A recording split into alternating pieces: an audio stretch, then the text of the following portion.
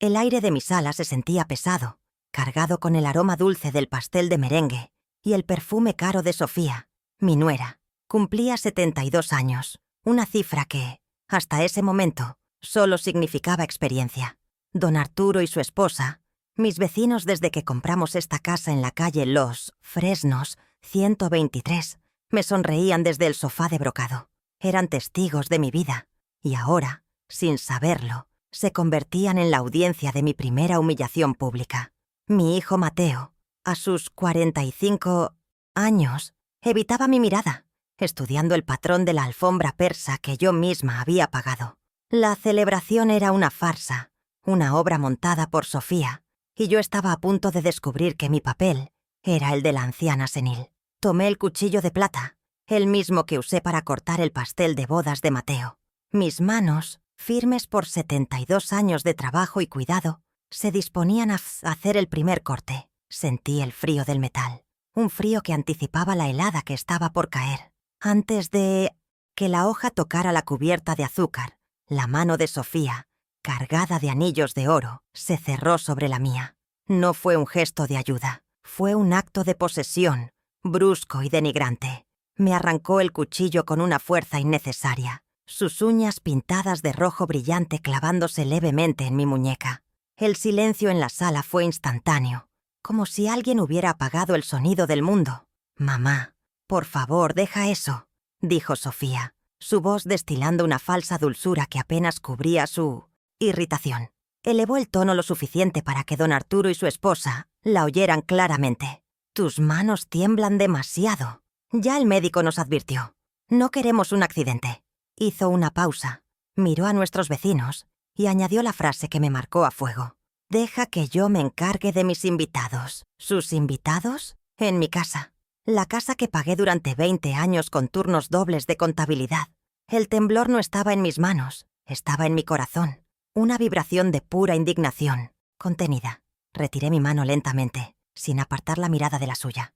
Mantuve la voz baja, serena, aunque por dentro, la rabia empezaba a hervir a fuego lento, como una venganza fría. «Sofía, esta es mi casa, es mi cumpleaños», repliqué, asegurándome de que mi voz no flaqueara. Hice un gesto hacia nuestros amigos. «Y ellos son mis amigos, invitados por mí». Quería que entendiera que su teatro no me engañaba. No era una anciana trémula. Era una mujer que estaba siendo activamente despojada de su autoridad frente a las personas cuya opinión valoraba. Pero ella solo sonrió, una sonrisa tensa que no le llegaba a los ojos. Mateo se removió incómodo en su asiento, pero no dijo nada. Mi único hijo, por quien había sacrificado tanto, simplemente bajó la mirada, convirtiéndose en cómplice de su esposa con su silencio cobarde. Don Arturo carraspeó, visiblemente avergonzado por la escena. Él y su esposa intercambiaron una mirada de profundo malestar. El ambiente festivo se había roto, reemplazado por la tensión palpable de una toma de poder hostil. Sofía, ignorando la atmósfera, empezó a cortar el pastel con una eficiencia brutal, como si estuviera dividiendo un botín. Yo había perdido la primera batalla, la batalla por la dignidad en mi propia fiesta. Mientras ella repartía los platos, mis ojos se desviaron hacia la chimenea. Era mi lugar seguro, el estante de roble donde guardaba mis álbumes de fotos y los documentos importantes de la casa. Pero algo había cambiado.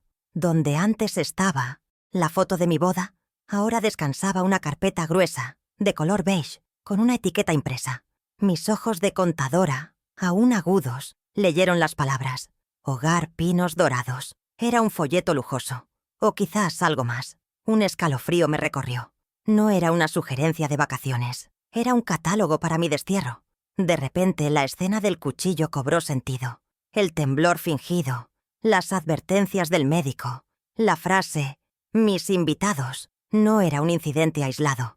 Era el prólogo de su plan. Sofía y Mateo no solo estaban controlando mis finanzas y moviendo mis muebles, estaban planeando mi salida definitiva. Ese objeto pista, esa carpeta brillante sobre la repisa de la chimenea, era la prueba visible de que mi casa de $750.000 ya no me pertenecía en sus mentes. Estaban decorando mi prisión mientras me sonreían en mi cumpleaños. Sofía me ofreció un plato de pastel, su sonrisa ahora triunfante. Come, mamá, te hará bien. Acepté el plato, mis manos ahora sí temblando, pero de furia. La humillación pública era solo la punta del iceberg. Vi la carpeta del asilo y supe que la trampa estaba lista, pero ellos no sabían con quién estaban tratando. No conocían a la contadora que había equilibrado libros imposibles durante 40 años. Ellos habían olvidado que, para atrapar a alguien, primero debes asegurarte de que no te está observando. Y yo acababa de abrir los ojos. Mientras Sofía repartía el pastel con la suficiencia de una dueña, mi mente viajó 10 años atrás. Recordé la noche en que Mateo vino a mí, con los ojos hinchados de vergüenza. Sofía, su entonces prometida, tenía una deuda de juego, una que amenazaba con destruir su futuro. Eran $50,000. Solo esta vez, mamá, te lo juro. Ella está arrepentida, me rogó.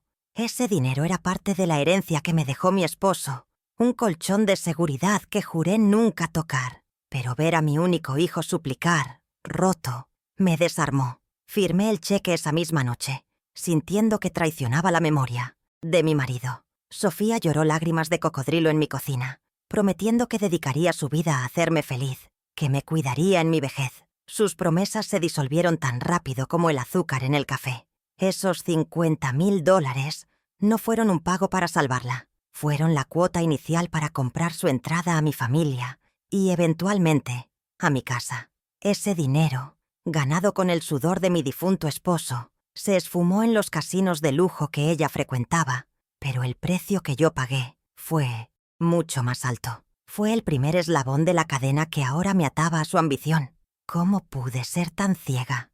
Esa generosidad equivocada no fue mi primer sacrificio. Esta casa, esta propiedad de 250 metros cuadrados en Los Fresnos 123, no apareció de la nada. Mientras Mateo abandonaba la universidad, decidiendo que la vida académica no era para él, yo estaba en mi pequeña oficina, sumergida en libros de contabilidad. Durante 20 años trabajé turnos dobles. Mi vida olía a papel viejo, a tinta de impresora y al café recalentado de la madrugada.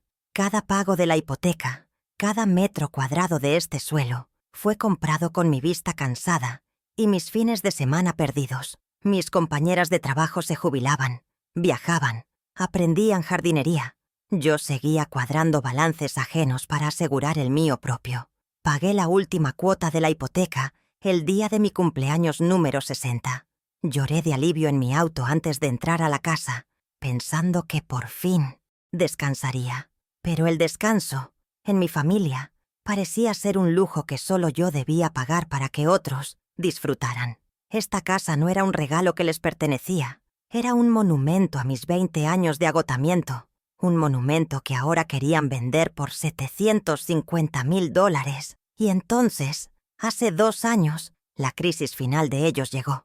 «Perdimos el apartamento, mamá», me dijo Mateo por teléfono, su voz nuevamente la de un niño asustado. Las deudas de Sofía, una vez más, llegaron con 3 maletas y la promesa de que sería temporal, solo hasta que nos recuperemos. Los recibí. En el fondo, la idea de no estar tan sola me pareció, por un momento, un consuelo.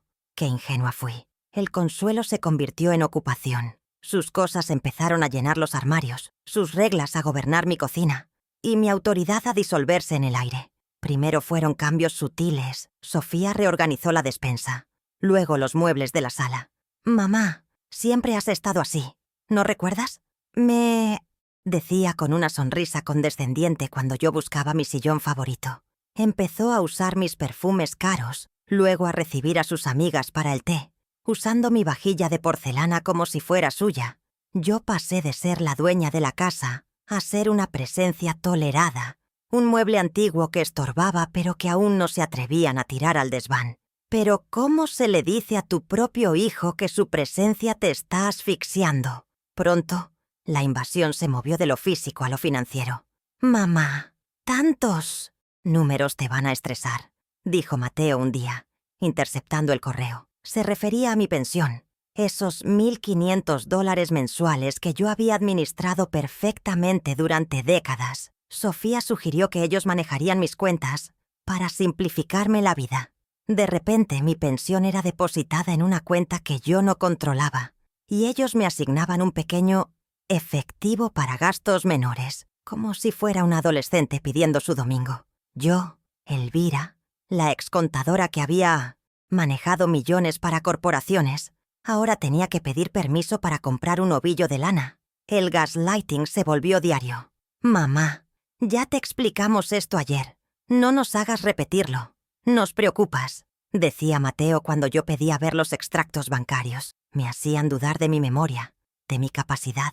Cada pregunta que yo hacía sobre mi propio dinero era respondida con miradas de preocupación fingida entre ellos y susurros sobre mi salud mental. Era una estrategia brillante y cruel. La carpeta del hogar Pinos Dorados sobre la chimenea no fue un impulso repentino de ellos. Fue la culminación lógica de esos 2 años de abuso. Habían pasado 24 meses socavando mi autoridad, apropiándose de mi espacio y estrangulando mi independencia financiera. Me estaban borrando sistemáticamente de mi propia vida, convirtiéndome en una sombra en mi propia casa. El asilo era simplemente el último paso administrativo de un desahucio que ya estaba en marcha. Habían olvidado un detalle crucial. Habían olvidado quién era yo antes de ser mamá o suegra. Olvidaron a la mujer que pagó esta casa con números precisos y una voluntad de hierro. Me subestimaron. Pensaron que la contadora estaba jubilada, que la mente que balanceó libros durante 20 años ahora estaba nublada por la vejez. No se dieron cuenta de que, mientras ellos planeaban mi salida, mi mente estaba haciendo lo que mejor sabe hacer: sumar las evidencias y calcular el costo de su traición. Me miraron y vieron a Fiemino Tosti, una anciana frágil de 72 años, temblando con un cuchillo de pastel. No vieron a la mujer que pagó $50,000 de deudas de juego sin pestañear, que trabajó turnos dobles durante 2 décadas y que ahora, gracias a su crueldad, estaba despertando. La humillación en la cena de mi cumpleaños no fue mi final, fue el detonante. Ellos habían encendido la mecha y yo iba a dejar que el fuego iluminara cada rincón oscuro de sus mentiras. Mi silencio esa noche, mientras aceptaba el plato de pastel de manos de Sofía, no fue derrota, fue el inicio de mi estrategia. Dejé que creyeran que habían ganado. Dejé que disfrutaran el sabor de su pequeña victoria. Pero mientras masticaba ese merengue demasiado dulce, mi cerebro de contadora ya estaba archivando cada mirada, cada palabra, cada objeto fuera de lugar. La carpeta en la chimenea era su plan. Mi plan, en cambio, estaba naciendo en el único lugar que ellos no podían tocar: mi mente. El miércoles siguiente a las 9 de la mañana, mi farsa comenzó.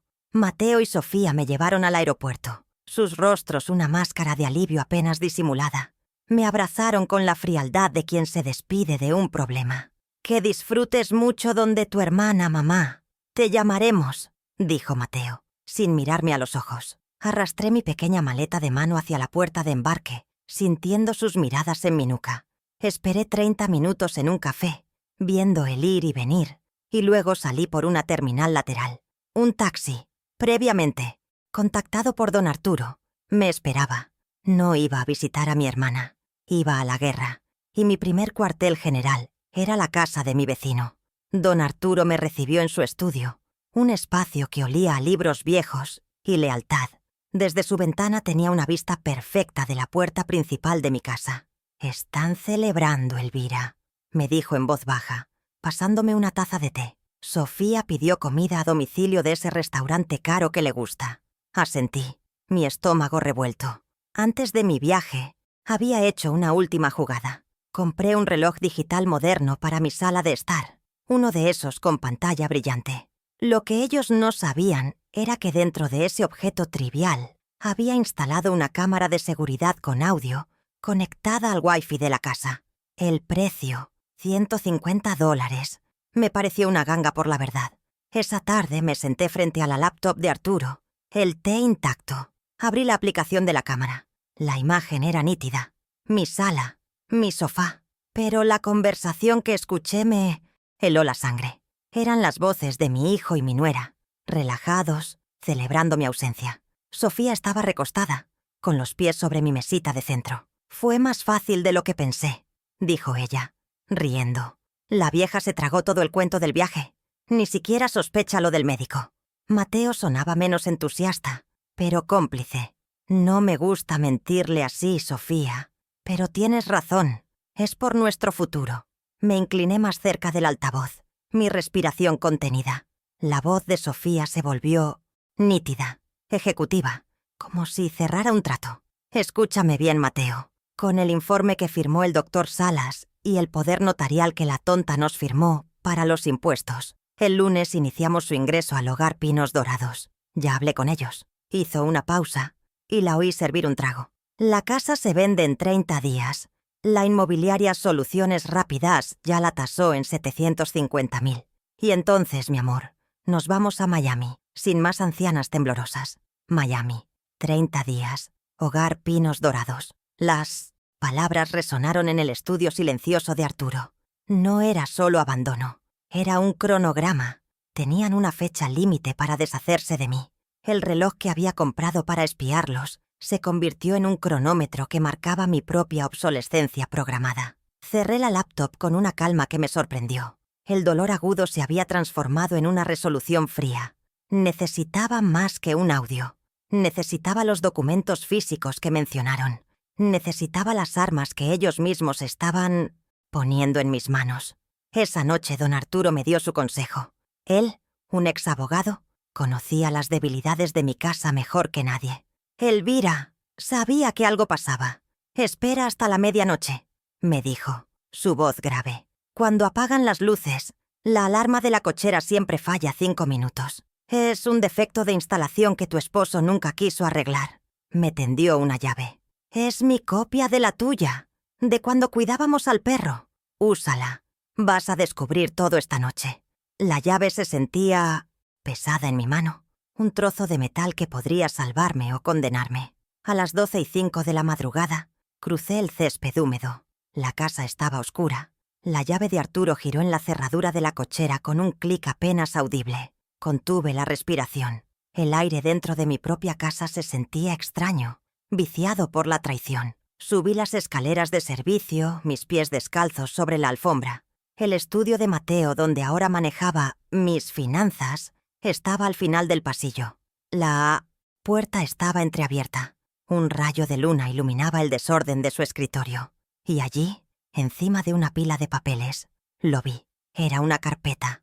No la del Hogar Pinos Dorados, que vi en la chimenea, sino una de aspecto más oficial, con el logo de una clínica. Mi corazón latía con la fuerza de un martillo. Encendí la pequeña linterna de mi llavero. El documento en la parte superior tenía mi nombre. Elvira González Boda de Silva. Era el informe médico del doctor Salas. Mis ojos buscaron el diagnóstico, saltando el lenguaje técnico. Lo encontré. 2 palabras. Demencia avanzada. Y debajo, paciente no apta para administrar bienes o tomar decisiones personales. La linterna tembló en mi mano. Demencia avanzada. Yo, que aún podía calcular de memoria los balances de una empresa mediana. Yo, que recordaba la fecha de cada sacrificio que hice por ellos. El doctor Salas, un médico al que apenas había visto 2 veces para un chequeo de rutina. Me di cuenta de la magnitud de la estafa. No, solo querían mi casa. Necesitaban declararme legalmente muerta en vida para conseguirla. Esta no era una traición impulsiva. Era una conspiración médica, ilegal. Mi ira me dio claridad. No estaba enferma. Estaba siendo traicionada. Susurré en la oscuridad. El informe era una mentira fabricada, pero tenía una firma médica y un sello oficial. Era poderoso. Era la justificación que usarían para anularme, para que nadie escuchara mis protestas. Sabía que debía tomarlo, pero una copia sería más inteligente. Saqué mi teléfono y tomé fotografías nítidas de cada página, asegurándome de que la firma del doctor Salas fuera perfectamente legible. Esta era la prueba 2, la piedra angular de su fraude. Junto al informe médico falso, había otro documento que me robó el aliento. Era un contrato grueso, con el logotipo llamativo de Inmobiliaria Soluciones Rápidas. Estaba engrapado. La primera página era una descripción de mi casa. Mi casa de 250 metros cuadrados, listada por un precio de venta de $750.000. Hojeé las páginas con manos que ahora sí temblaban pero de rabia. Todo estaba allí. Los términos de la comisión, las fotos que debieron tomar mientras yo estaba distraída, el plan de visitas. Era una venta en firme. Y entonces, en la última página, vi la firma. Supuestamente, la mía. Elvira G. de Silva.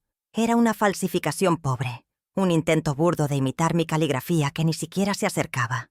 O peor aún, recordé vagamente a Sofía dándome una pila de papeles de impuestos para firmar la semana pasada. Solo firmas aquí, mamá. Es para el municipio. Había firmado la venta de mi propia casa. Mientras firmaba supuestas declaraciones de impuestos, la estupidez de mi confianza me golpeó. Fotografié cada página del contrato. Esta era la prueba 3. La habitación parecía encogerse. El informe médico para declararme loca y el contrato de venta para robar mi patrimonio. Eran un equipo eficiente. Mi mirada se posó en la laptop de Mateo, dejada abierta sobre el escritorio, en modo de suspensión. La pantalla cobró vida con un toque. Estaba en su perfil bancario. Mi corazón de contadora se aceleró. ¿Qué más podría encontrar? Empecé a navegar por sus cuentas, y fue entonces cuando lo vi. Una cuenta de ahorros separada, abierta hacía 6 meses. El nombre de la cuenta era Futuro Miami. Casi me río. La arrogancia de Sofía era ilimitada. Hice clic, y allí estaba. Una transferencia automática. El día 5 de cada mes, por exactamente $1,500. Mi pensión, mi única entrada de dinero. Durante 6 meses, cada centavo de mi pensión no había ido a pagar las facturas de la casa, como me hacían creer. Había ido directamente a esta cuenta secreta. Hice el cálculo mentalmente. 6 meses multiplicados por $1,500. $9,000. $9,000 robados de mi presente, mientras planeaban robar los $750,000 de mi futuro. La rabia era tan intensa que tuve que sentarme en la silla de Mateo. Me estaban desangrando financieramente, gota a gota, mientras preparaban el golpe final. Ya no eran mi hijo y mi nuera. Eran parásitos. Parásitos que habían calculado meticulosamente cuánto tiempo les tomaría vaciarme antes de deshacerse del cascarón. No solo robaban mi futuro, pensé. Robaban activamente mi presente. Fotografié la pantalla de la laptop, los números de cuenta, las transferencias, el saldo de $9,000. Cada clic de la cámara de mi teléfono era un clavo más en el ataúd de A. Price, su plan. Tenía el audio de su confesión. Tenía el informe médico fraudulento. Tenía el contrato de venta falsificado. Y ahora tenía los extractos bancarios que probaban el robo sistemático de mi pensión. Tenía un caso completo. Ya no era una víctima asustada en la oscuridad. Era una contadora con una auditoría completa de la traición. Apagué la pantalla de la laptop, dejándola exactamente como la encontré. Volví a colocar los papeles en el mismo ángulo. Mi entrenamiento como contadora, mi obsesión por el detalle, ahora era mi mejor arma. No debían saber que yo sabía. No aún. El pánico inicial había desaparecido, reemplazado por una calma glacial. El miedo a la soledad, el amor ciego por mi hijo, todo eso se había quemado, dejando solo la estructura de acero de mi determinación. Ellos habían olvidado que los números no mienten, y yo tenía todos sus números. Deslicé la llave en la cerradura de la cochera desde adentro. La abrí y la cerré con un cuidado infinito. El aire frío de Smiatosiem. La madrugada, a eso de la 1 de la mañana, se sintió como un bautismo. Regresé a la casa de Arturo, no como una refugiada, sino como una depredadora. Sostenía mi teléfono en la mano, no como un simple dispositivo de comunicación, sino como el expediente de un fiscal. Tenía 4 pruebas tangibles, irrefutables, y una ventaja que ellos no podían ni imaginar: la subestimación. Arturo me esperaba despierto, con una manta y otra taza de té. ¿Y bien?, preguntó, su rostro arrugado por la preocupación. No dije nada. Simplemente le mostré la primera foto en mi teléfono. El diagnóstico de demencia avanzada. Arturo se ajustó las gafas, leyó, y su rostro se endureció. Ese malnacido del doctor Salas.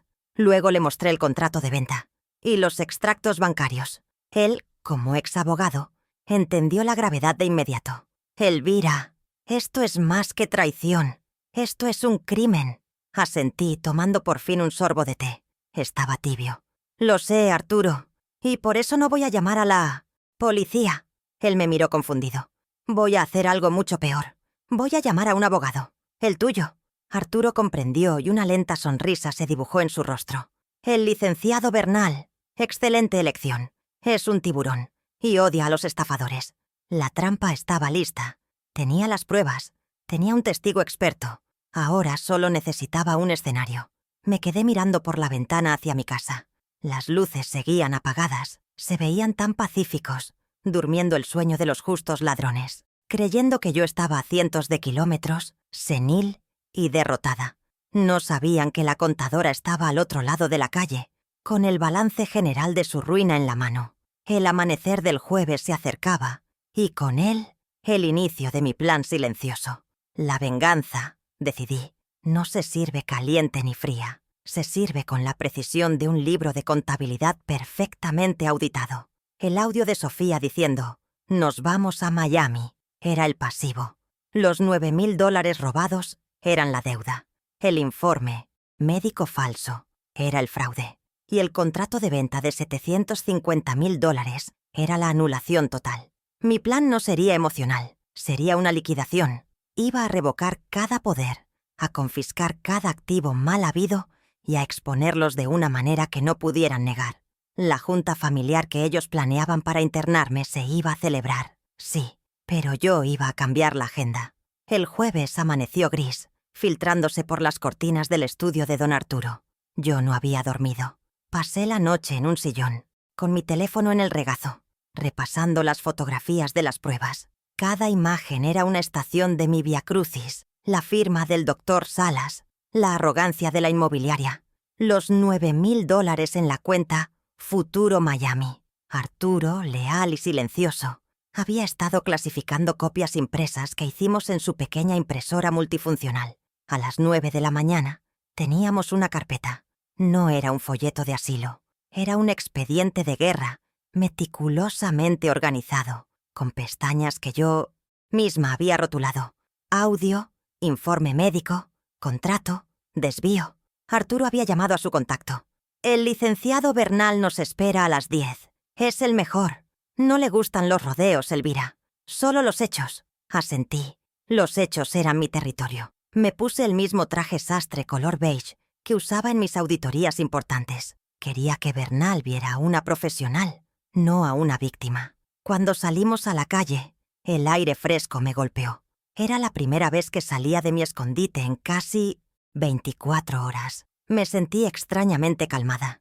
El miedo se había evaporado con la adrenalina de la medianoche. Ahora solo quedaba el procedimiento. El despacho del licenciado Bernal estaba en el centro financiero, un edificio de cristal y acero que contrastaba con la casa de Arturo. La recepción olía a madera cara y café fuerte. La secretaria nos hizo pasar de inmediato. El nombre de don Arturo abría puertas. Bernal era un hombre de mi edad, pero con una energía eléctrica. No nos ofreció agua ni nos preguntó por el clima. Tenía ojos agudos, de halcón, que me escanearon de pies a cabeza. «Arturo, me dijiste que era urgente. Elvira, siéntense. ¿Qué traen?» Su voz era una lija. Don Arturo puso la carpeta sobre el escritorio de caoba pulida. «Bernal, mi amiga Elvira está siendo víctima de un fraude. Quieren declararla incompetente para robarle su casa». Bernal no arqueó una ceja. «Eso es común», dijo sin emoción. «Lo que necesito saber es si tienen cómo probarlo». Fue mi turno. Abrí la carpeta. No empecé con la historia de mi cumpleaños ni con la humillación del cuchillo. Empecé como una contadora presentando un balance. «Licenciado Bernal, mi hijo y mi nuera han iniciado un proceso para internarme y vender mi propiedad de $750,000. Tengo 4 líneas de evidencia que demuestran fraude, falsificación y robo. La primera prueba que presenté fue un pequeño reproductor de audio digital donde había cargado el archivo del reloj. Prueba 1. Confirmación de From. Intención y cronograma. Grabado ayer a las 4 p.m. Puse play. La sala se llenó con la voz de Sofía. «El lunes iniciamos el ingreso al hogar. La casa se vende en 30 días y nos vamos a Miami». La voz de Mateo, débil, asintiendo. Bernal escuchó sin interrumpir, su rostro impasible. Cuando el audio terminó, solo dijo: «Claro, conciso, siguiente». La frialdad de su profesionalismo me dio fuerza. Deslicé la impresión del informe médico sobre el escritorio. Prueba 2. El instrumento de incapacitación. Un informe médico fraudulento. Bernal se puso sus gafas de lectura. Sus ojos recorrieron el diagnóstico. Demencia avanzada. No apta para administrar bienes. Se detuvo en la firma. Doctor Salas. Claro, lo conozco. O mejor dicho, conozco su reputación. Bernal levantó la vista hacia mí. Este Salas tiene fama de ser flexible. Muy flexible con pacientes que pagan bien sus evaluaciones privadas. Esto es oro, Elvira. Un médico que miente así arriesga su licencia. Es un punto de presión. Saben que necesito ese informe para anular su testimonio, continuó Bernal. Pero lo que ellos no saben es que el doctor Salas probablemente está aterrado de Sofía, o es muy estúpido. En cualquier caso, su credibilidad es el pilar de su plan. Asentí. Lo sé. Y los pilares, cuando son huecos, caen con un solo golpe. Bernal sonrió por primera vez, una mueca rápida. Me gusta cómo piensa, señora. No es una contadora, es una demoledora. Saqué la siguiente prueba. Prueba 3. El vehículo de la venta. El contrato de corretaje con Soluciones Rapidaes. Bernal lo tomó, sus dedos expertos pasando las páginas. Se detuvo en la firma, la falsificación burda que habían colado entre mis papeles de impuestos. Esto es fraude notarial, sentenció. Y si la firma fue obtenida bajo engaño, es aún peor. Podemos anular esto en un día, pero no lo haremos todavía. Queremos que sigan creyendo que tienen el control. La arrogancia es el mejor combustible para la estupidez. Finalmente le mostré lo que, para mí, era el insulto más profundo. Prueba 4. El robo sistemático. Mis extractos de pensión. Señalé las transferencias mensuales de $1.500. 6 meses, $9.000, enviados a una cuenta llamada Futuro Miami. Bernal dejó escapar un silbido bajo. Esto es lo que los hunde. Elvira, el audio es intención. El informe es coacción. El contrato es fraude. Pero esto, dijo golpeando el papel, es robo simple y llano. Es rastreable, es innegable y es un delito penal. Bernal se reclinó juntando las manos. El aire en la oficina había cambiado. Muy bien. Tenemos un caso sólido como una roca. Tenemos abuso de confianza agravado por el vínculo familiar. Tenemos fraude, falsificación de documento privado y robo. Hizo una pausa. El poder notarial general que usted firmó, Elvira, es el arma que les dio acceso. Lo primero que haremos es preparar una revocación inmediata de ese poder, pero no la presentaremos aún. ¿Qué sugiere entonces?, preguntó Arturo, que había permanecido en silencio, observando. Bernal me miró fijamente. Podríamos ir a la fiscalía ahora. Sería un proceso largo, sucio, y ellos se harían las víctimas. Dirían que usted está senil. Usarían el informe Salas, aunque sea falso. Sería su palabra contra la de ellos en un tribunal. Sabía que había otra opción. Oh, dije yo, podemos usar su propia trampa contra ellos. Bernal asintió, su rostro iluminado por la estrategia. Exacto. Usted fingió un viaje. Ellos creen que está lejos e indefensa. Creen que el lunes ejecutan su plan. Debemos actuar antes del lunes. Necesitamos que confiesen o que queden expuestos frente a testigos indiscutibles. Necesitamos una confrontación controlada. Me miró. Pero necesitará valor, Elvira. Tendrá que enfrentarlos, respondí sin dudar. He enfrentado balances de millones de dólares en rojo. Esto es solo limpieza de cuentas. El plan comenzó a tomar forma. No sería en un tribunal, no al principio. Sería en mi casa. Debemos recuperar el escenario, dijo Bernal. La casa de los Fresnos 123 es suya. Allí es donde la humillaron. Y allí es donde recuperará el control. Decidimos el plazo. Sábado. Nos daba 48 horas para preparar los documentos legales y un día para que ellos se confiaran. El viernes por la tarde, Bernal haría la llamada que accionaría la trampa. Tengo una condición, dije. Mi voz firme. Bernal y Arturo me miraron. El doctor Salas debe estar allí. No quiero solo mi casa de vuelta. Quiero que La conspiración entera caiga junta. Quiero que él tenga que elegir, frente a Sofía, si prefiere enfrentar un tribunal por fraude médico o decir la verdad. Bernal consideró esto. Eso es arriesgado. Complica la coreografía. Pero... hizo una pausa. Es brillante. Si Salas habla, Sofía no tiene defensa.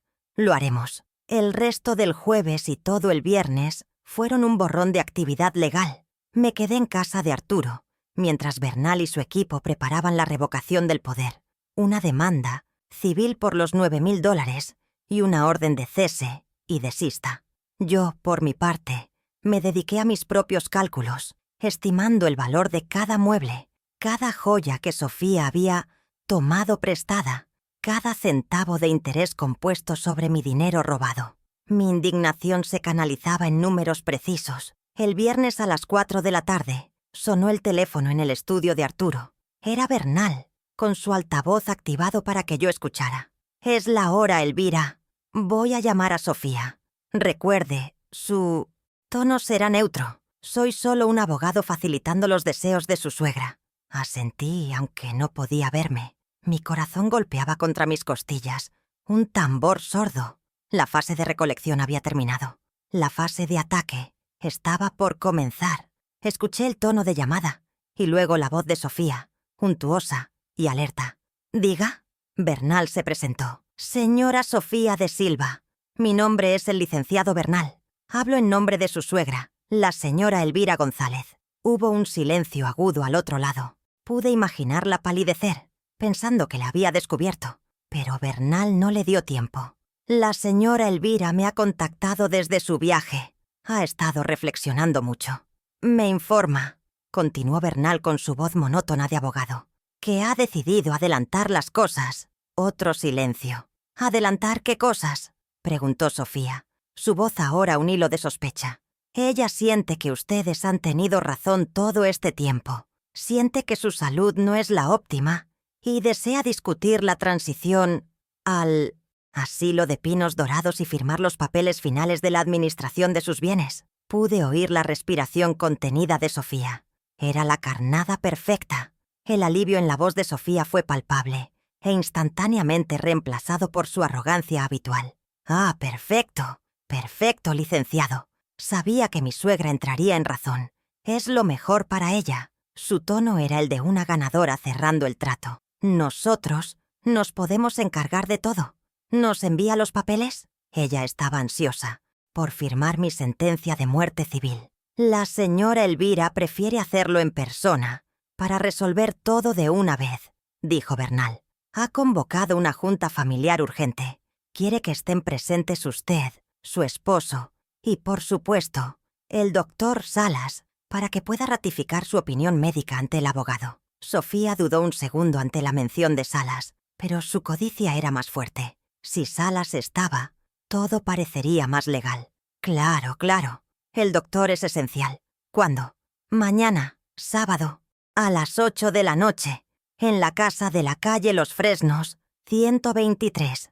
La señora Elvira llegará justo para la reunión». Sofía aceptó de inmediato, eufórica. Creía que yo llegaba del viaje de mi hermana, derrotada y lista para rendirme. Creía que la reunión era para que yo firmara mi ingreso al asilo. No sabía que la reunión era para que ella firmara su salida. «Allí estaremos, licenciado. Puntuales», dijo colgando. Bernal cortó la llamada. Hubo un largo silencio en el estudio de Arturo. Me levanté y miré por la ventana. El sol del viernes se estaba poniendo. «Cayeron», dije, mi voz tranquila. Arturo puso una mano en mi hombro. «Están tan seguros de que eres tonta que no pueden ver la inteligencia de tu plan», dijo.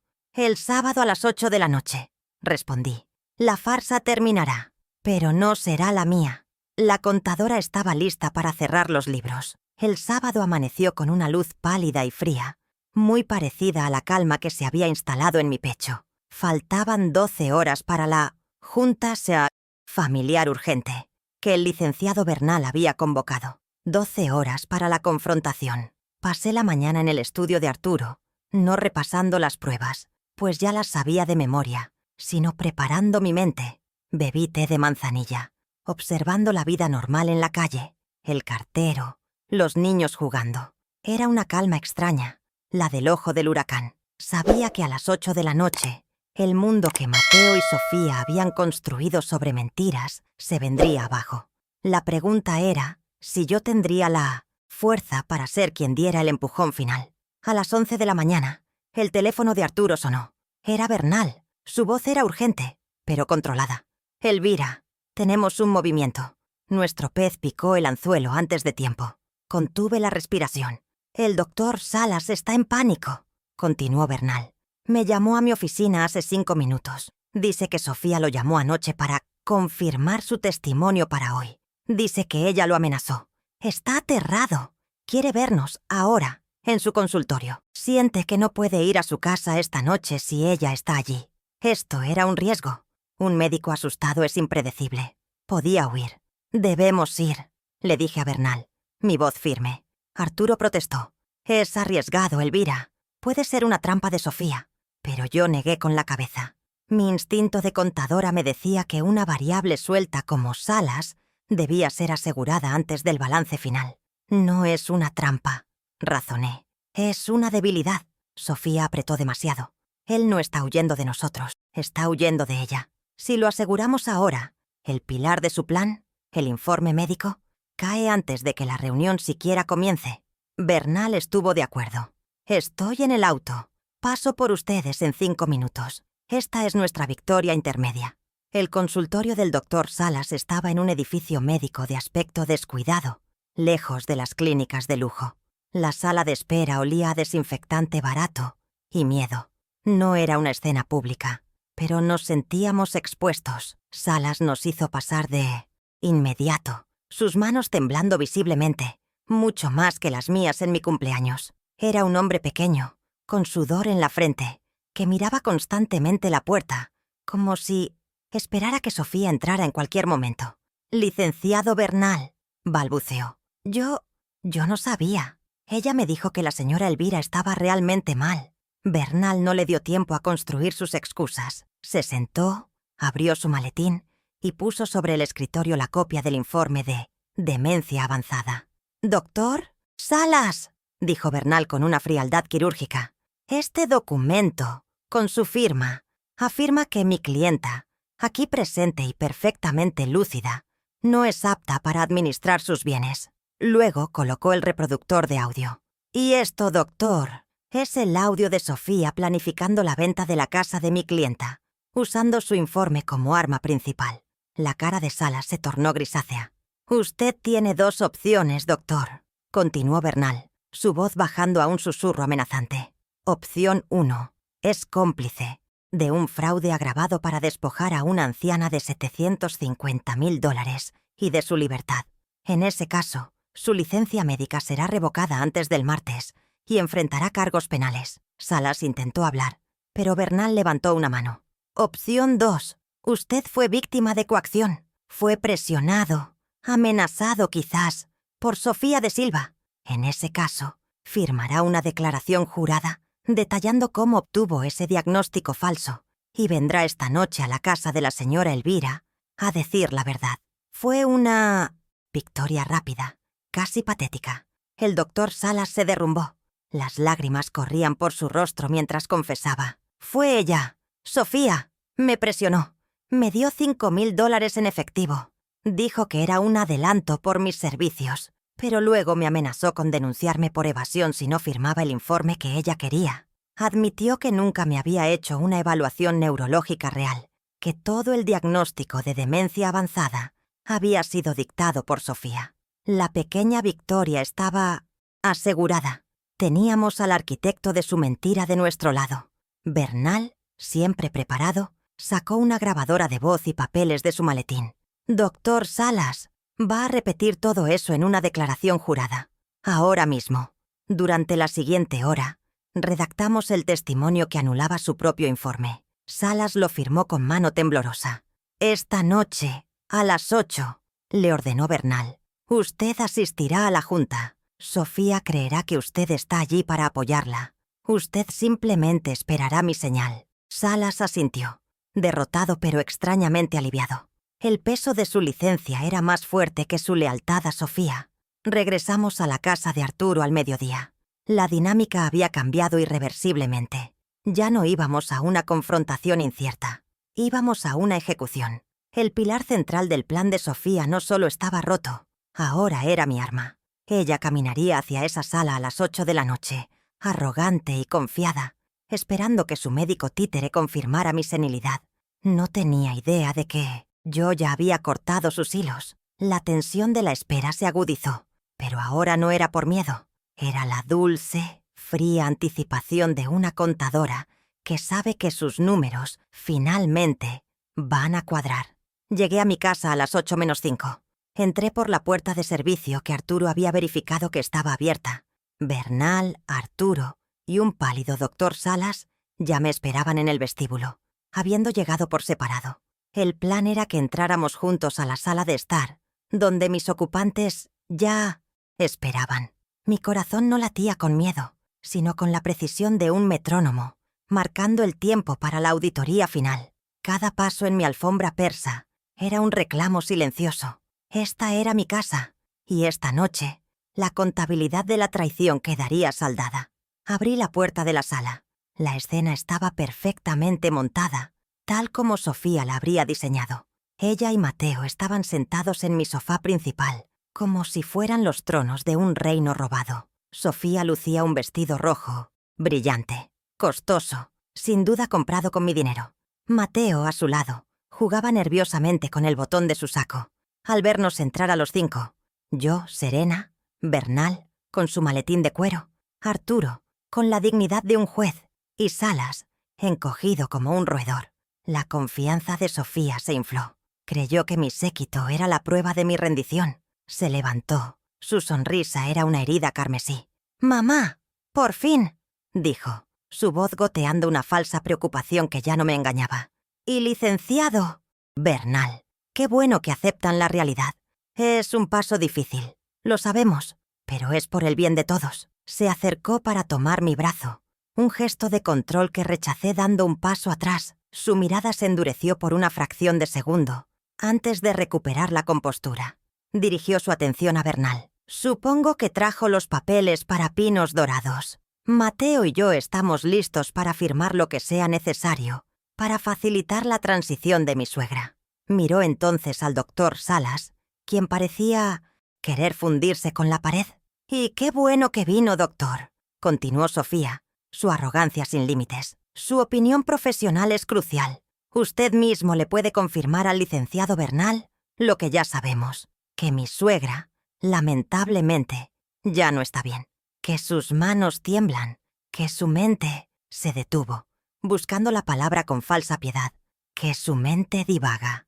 El silencio en la sala era denso. Don Arturo la miraba con un desprecio tan puro que casi podía tocarse. Mateo seguía sin poder mirarme. El doctor Salas abrió la boca, emitiendo un sonido ahogado. La presión de mi mirada y la de Bernal lo tenían paralizado. Estaba atrapado entre su mentira y la amenaza de su ruina. Sofía, impaciente por su vacilación, frunció el ceño. «Doctor, quiere repetir lo que puso en su informe sobre la demencia». Pero antes de que el médico pudiera suicidarse profesionalmente o huir, yo levanté la mano. Mi voz salió tranquila, cortando la tensión como un bisturí. «Gracias, Sofía. Gracias a todos por venir a esta junta urgente». Caminé lentamente hacia la mesa de centro, el mismo lugar donde, hacía unos días, ella me había arrebatado el cuchillo del pastel. En lugar de un pastel, coloqué el primer documento de mi auditoría. Era la prueba 1, el contrato de corretaje. Lo deslicé por la madera pulida hasta que se detuvo justo frente a ella. «Qué amable de tu parte organizar mi transición, Sofía. Pero creo que te adelantaste un poco con la venta de mi casa». La etiqueta de Minotiem Soluciones Rápidas brillaba bajo la luz de la lámpara. Mateo palideció visiblemente. El color desapareció de su rostro, dejándolo con la apariencia cerosa de un cadáver. Sus ojos se fijaron en el contrato, reconociendo el logotipo de la inmobiliaria. Sofía, en cambio, soltó una risa forzada, aunque un tic nervioso apareció en su párpado. «Mamá, ¿qué tonterías dices? ¿De dónde sacaste eso? Ese papel es solo una tasación que pedimos, para el seguro. ¿Verdad, Mateo?». Pero Mateo estaba congelado, incapaz de sostener la mentira. Su silencio era la primera grieta en su fachada. ¿Una tasación?, repliqué, mi voz aún serena, pero con el filo del acero. Las tasaciones de seguro no suelen venir con una cláusula de comisión del 6%, ni un precio de venta fijo de $750.000. Señalé la última página, donde mi firma falsificada destacaba. Y las tasaciones, Sofía, no requieren que yo firme mi supuesta aprobación. Una firma que, por cierto, es una falsificación muy pobre. Aunque quizás la colaste entre esos papeles de impuestos que me diste. ¿No es así? La cara de Sofía se congestionó de rojo, un tono más oscuro que su vestido. ¿Cómo te atreves? Estás confundida, mamá. Esto es exactamente de lo que hablaba el doctor Salas. Estás paranoica. Empezaba a perder el control, su voz subiendo de volumen. Era el momento de la segunda prueba. Mantuve mi calma, creando un contraste deliberado con su histeria creciente. Me volví hacia mi maletín, que Arturo sostenía. Con un gesto, él me pasó la siguiente carpeta. La abrí con la misma parsimonia. «Mi paranoia es bastante metódica, querida», dije, sacando las impresiones de la cuenta bancaria. «Ya que hablamos de números, hablemos de mi pensión». Coloqué los extractos sobre el contrato de venta, cubriendo la firma falsa con la verdad de sus transferencias. Hablemos de los $1.500 mensuales que han estado desapareciendo de mi cuenta durante los últimos 6 meses. Mis ojos se clavaron en Mateo. Hablemos de los $9.000 que transferiste a una cuenta que tan poéticamente llamaste Futuro Miami. Ese fue el golpe que rompió a Mateo. Se dobló por la mitad, como si le hubieran dado un puñetazo en el estómago, y empezó a tener arcadas secas. $9.000. Era una cifra específica, innegable.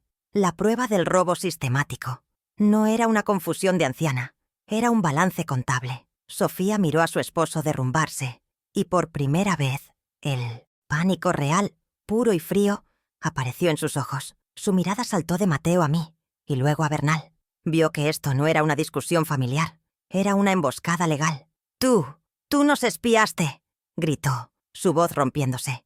«Estás loca. Violaste nuestra privacidad. Mateo, dile algo. Dile que esa cuenta era para ahorrar para su cuidado». Pero Mateo solo negaba con la cabeza, incapaz de hablar, las lágrimas de autocompasión corriendo por sus mejillas. «Son mentiras», chilló Sofía, ahora de pie, señalándome. «Es una vieja amargada que no quiere soltar el control. Por eso necesitamos internarla. Doctor Salas, dígales». Era su última carta. La autoridad médica. Fue la señal del licenciado Bernal. Dio un paso al frente, su presencia llenando la sala. «Gracias, señora de Silva. Ha sido muy clara». Su voz era hielo. «Pero antes de que el doctor Salas hable, me gustaría que escucháramos algo. Una perspectiva sobre su futuro en Miami». Bernal sacó un pequeño altavoz Bluetooth de su maletín. Lo colocó sobre la mesa, junto a los extractos bancarios. Presionó un botón. El silencio fue total, roto solo por los sollozos ahogados de Mateo. La habitación se llenó con la voz de Sofía, clara como el cristal, proveniente del reloj de mi sala. «El lunes iniciamos su ingreso al hogar. La casa se vende en 30 días y nos vamos a Miami». La grabación continuó, incluyendo la risa de Sofía sobre mis manos temblorosas. Don Arturo me miró, y yo asentí levemente. Ver la arrogancia de mí, Sofía desmoronarse mientras su propia voz la condenaba fue casi satisfactorio. La sangre había desaparecido por completo del rostro de Sofía. Estaba atrapada. ¿Qué es eso?», susurró, aunque sabía perfectamente lo que era. «Es ilegal. Me grabaste en mi propia casa». Corregí con calma. «Me grabaste en mi casa, Sofía. La que pagué yo. La que planeabas vender sin mi permiso». Sofía se abalanzó hacia el altavoz, pero Bernal la detuvo con un gesto. «Yo no tocaría eso, señora. Es evidencia». «Y ahora», dijo girándose hacia el médico que temblaba, «creo que es el turno del doctor Salas, porque el pilar de todo su plan, de la venta de la casa, del robo, es este documento». Bernal sacó la última prueba, el informe médico. Lo sostuvo frente al doctor Salas. «Doctor, ¿reconoce este informe? ¿Reconoce su diagnóstico de demencia avanzada? El licenciado se inclinó hacia él, su voz un susurro mortal. Porque don Arturo aquí presente, exabogado, y yo, estamos muy interesados en saber si prefiere que hablemos de su licencia médica, de los $5.000 que recibió y de su participación en un fraude agravado, o si prefiere decir la verdad. Ahora mismo, el doctor Salas se quebró. Fue un derrumbe total. ¡Fue ella!, gritó, señalando a Sofía con un dedo tembloroso. Ella me presionó, me pagó, me dijo qué escribir, me dijo que la señora Elvira no tenía a nadie, me amenazó anoche.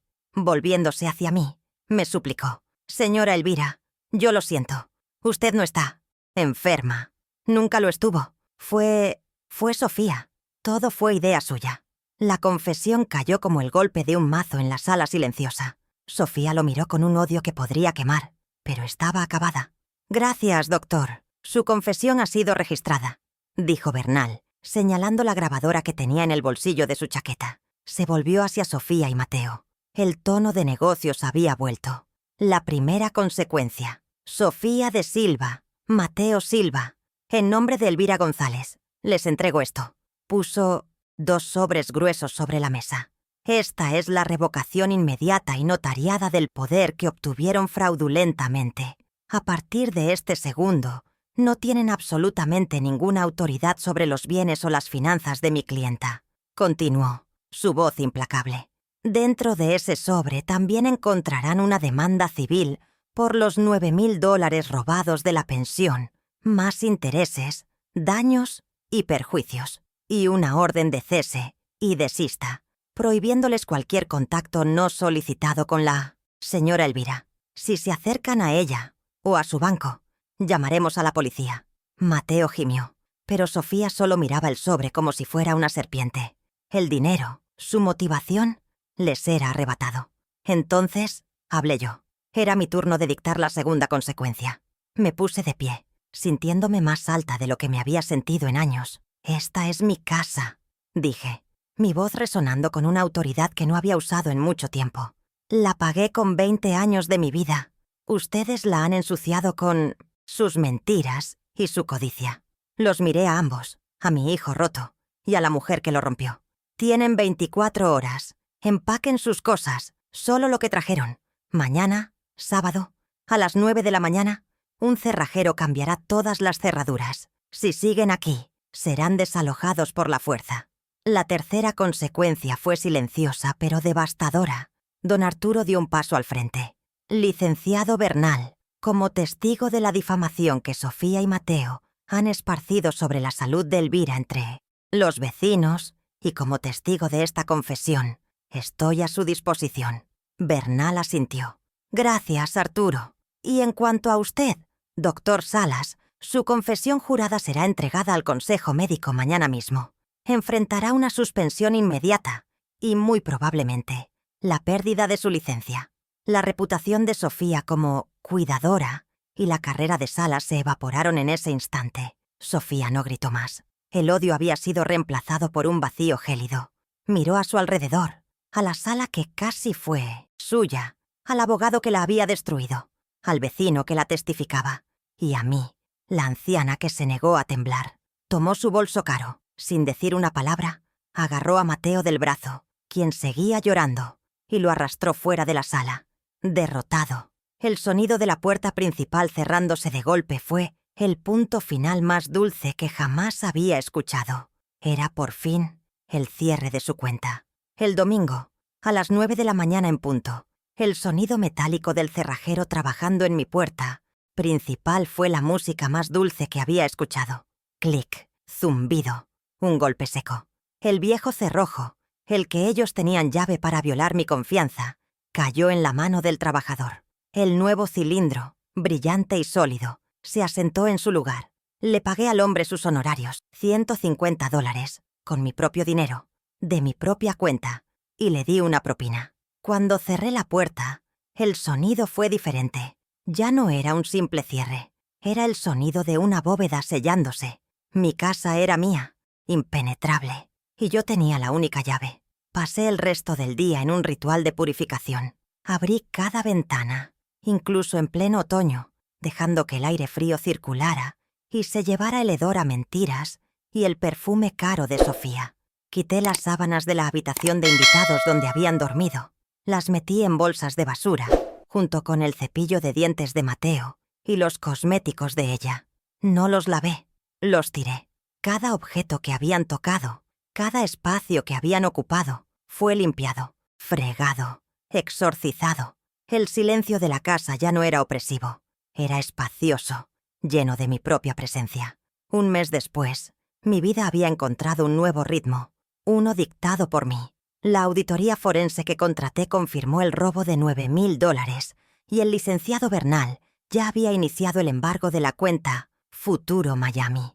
Mis finanzas estaban blindadas. El poder notarial había sido revocado y reemplazado por uno nuevo, uno que solo se activaría bajo condiciones médicas extremas, verificado por un panel de 3 médicos, no por un solo charlatán sobornable. Tenía el control total. La casa de $750,000 estaba segura, pero lo más importante, mi pensión de $1,500 volvía a ser mía. Por supuesto, Mateo llamó. Sucedió una tarde de martes. Su número apareció en mi teléfono y dudé, pero contesté. Quería escuchar la voz de mi error. Eran sollozos, un llanto histérico, el de un hombre de 45 años que sonaba como un niño de 5. «Mamá, perdóname, fue... ¡Sofía! Ella me envenenó la mente, me obligó. Estamos en la calle, mamá. No tenemos nada. ¿Qué voy a hacer?» Su pánico no era por haberme traicionado. Era por haber sido descubierto. No pedía perdón por mi dolor. Pedía un rescate de sus consecuencias. Sostuve el teléfono. Mi columna vertebral recta. Mateo. Mi voz era tranquila, sin una pizca de la ira que alguna vez sentí. El amor no es una excusa para el abuso. Y la codicia no es un error, es una elección. Escuché su respiración, entrecortada. Sofía no te obligó. Ella te ofreció un atajo inmoral. Y tú lo tomaste porque eras demasiado débil para ganarte tu propio futuro. Hice una pausa, dejando que la verdad doliera. Necesitas ayuda, Mateo. Ayuda profesional, psiquiátrica. Pero es una ayuda que yo ya no puedo, ni voy a darte. Yo te di 20 años de mi vida para pagar esta casa y 45 para criarte. Te di $50,000 de la herencia de tu padre para salvar a la mujer que ahora te deja en la ruina. Ya no tengo más nada para darte. Le informé que le enviaría la dirección de un centro de ayuda comunitaria. Puedes amarme, puedes odiarme, pero ya no puedes usarme. El banco de mamá está cerrado permanentemente. Adiós, Mateo. Colgué el teléfono. No sentí dolor, ni tristeza. Sentí alivio. Había establecido el límite final. Mi dignidad no se restauró simplemente echándolos. Se restauró reclamando quién era yo. El pequeño estudio de la casa, la habitación que Sofía había convertido en un depósito caótico para sus compras impulsivas y cajas vacías, ahora estaba irreconocible. La limpié yo misma. Había polvo, pero debajo estaba mi antiguo escritorio de roble. Coloqué mis viejos libros de contabilidad en el estante, los mismos que usé para pagar la hipoteca. El sol de la mañana entraba por la ventana limpia, iluminando mi nuevo centro de mando. Allí es donde paso mis mañanas ahora. Encendí mi computadora, no para ver el saldo de mi cuenta, sino para trabajar. Pero mi trabajo ya no es para mí. Mi trabajo ahora es una forma de justicia silenciosa. El licenciado Bernal, impresionado por mi auditoría personal, me recomendó. Ahora soy voluntaria, de forma remota, para una organización sin fines de lucro. Una ONG que se especializa en ayudar a otros ancianos a proteger sus finanzas de familias como la mía. Reviso sus documentos, busco banderas rojas, traduzco la jerga legal a un lenguaje que puedan entender. Mi primer caso fue el de una mujer de 80 años en otra ciudad. Su hijo quería que firmara un poder general para ayudarla con las facturas. Las mismas palabras, el mismo engaño. Vi la trampa a 1 kilómetro de distancia. Preparé un informe detallado, con preguntas específicas que ella debía hacerle al abogado del hijo. Preguntas que expondrían la trampa. Usé mis décadas de habilidad contable, mi competencia oculta, no para ganar dinero, sino para blindar a otros. Mi experiencia ya no era mi trauma, era mi arma para proteger a los vulnerables. Don Arturo y yo ahora tomamos café en mi porche 2 veces por semana. Hablamos de política, del jardín, de los viejos tiempos. Él nunca menciona a Mateo o a Sofía. Él simplemente me trata como su igual, como la mujer inteligente que siempre supo que era. Mi casa vuelve a ser un lugar de paz, un refugio. Ya no es una fortaleza sitiada.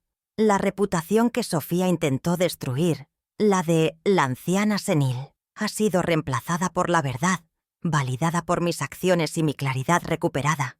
A veces por la noche, me siento en mi escritorio y miro la casa silenciosa. Los 250 metros cuadrados de madera, ladrillo y vidrio que pagué con mi vida. Por un momento casi los pierdo, pero la lucha me enseñó algo. Me quitaron la confianza, sí, pero me devolvieron la claridad. Me obligaron a ver el mundo no como yo deseaba que fuera, sino como realmente es. Un mundo donde las cifras deben cuadrar y la debilidad moral tiene un precio. Y en esa claridad encontré la verdad final. El abogado se encargó de la demanda. Yo me encargué de mi vida. Entendí que la batalla por esta propiedad era solo un síntoma de una guerra mayor, una guerra por mi autonomía. Descubrí que la casa más importante que debía proteger, la única cuyo valor es incalculable y cuya llave solo puedo tener yo, no era esta de ladrillos, era la casa de mi propia mente. Y ahora, sus puertas están cerradas con llave contra cualquier intruso.